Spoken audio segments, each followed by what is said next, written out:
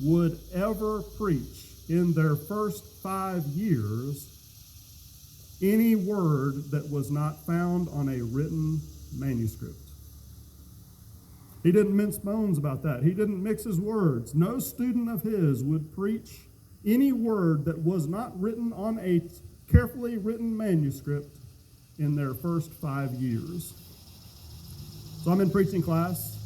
I'm assigned my first text. My day comes along, and I stand up in front of the class to deliver my sermon, and guess what I did? No notes. Just like this, I stood up in front of the class, and I had this confidence I had never had before because of an experience that I have found through Pastor Tim and my experience at Grace on internship, and I preached without any notes at all. Now, we used to joke that Dr. Ridenauer had the right name, because when you got done preaching, he would ride you for an hour.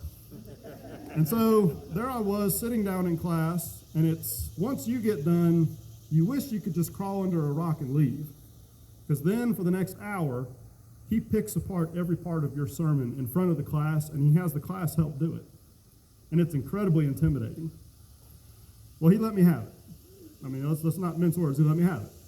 However, at the end of that semester, I sat down in his office. I was getting ready to graduate from seminary.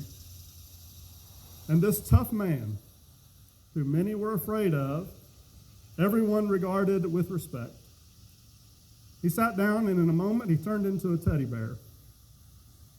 And he said, "Andrew, I wouldn't tell many people this." He said, "You know where I stand on preaching without a manuscript?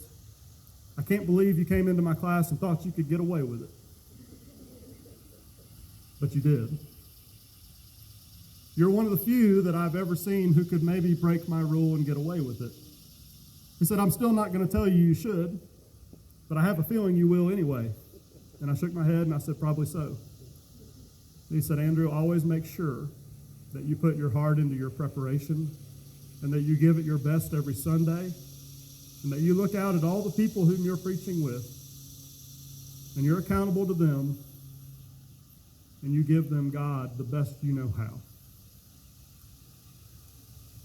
From that day forward and ever since, and on internship on, I've been at church every Saturday night, and I've poured myself into a sermon just like I did standing in this parking lot last night. People driving by, and a couple people even driving in, wondering, who's this guy talking to himself?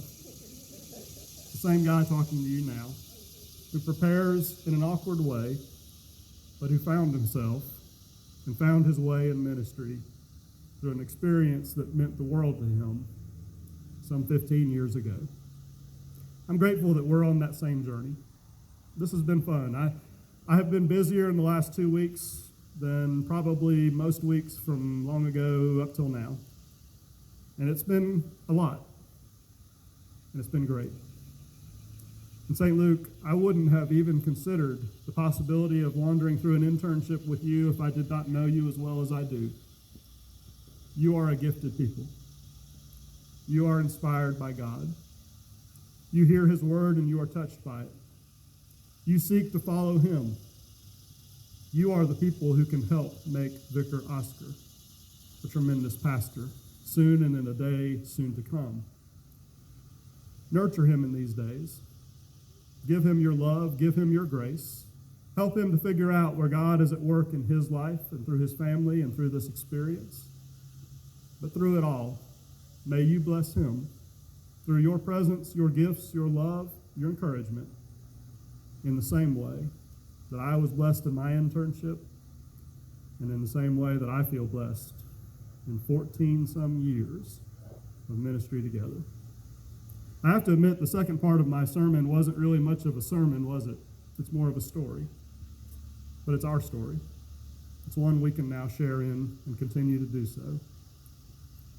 Thanks be to God. Thanks be to God for the joy of this day, our time together, for these moments of worship, and looking back on it, for everything that helped make all of this possible. Amen.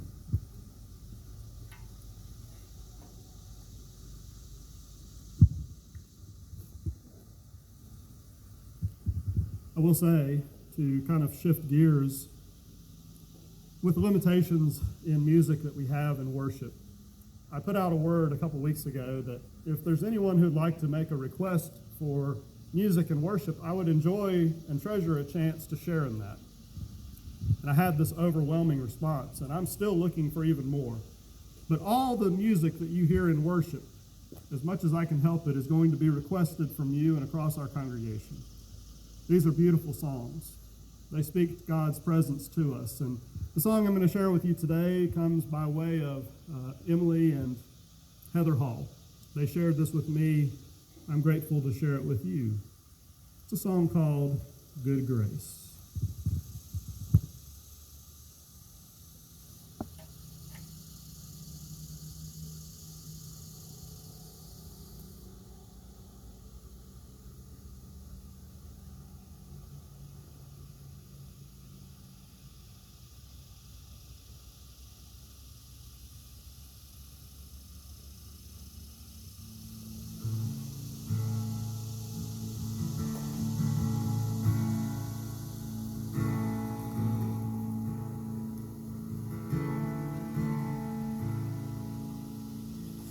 People come together, strangers, neighbors, our blood is one. Children